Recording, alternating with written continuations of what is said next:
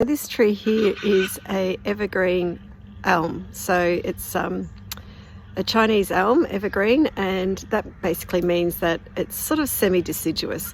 So in really cold climates it will lose its leaves for maybe a month of the year or something like that, but in warmer climates it will hold on to its leaves, and hence why it's evergreen.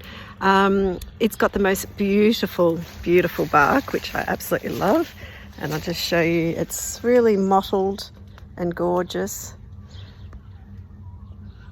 and it's actually really quick growing, and it has these beautiful sort of airy sort of leaves, so it doesn't have a dense canopy, which is what I really love about it.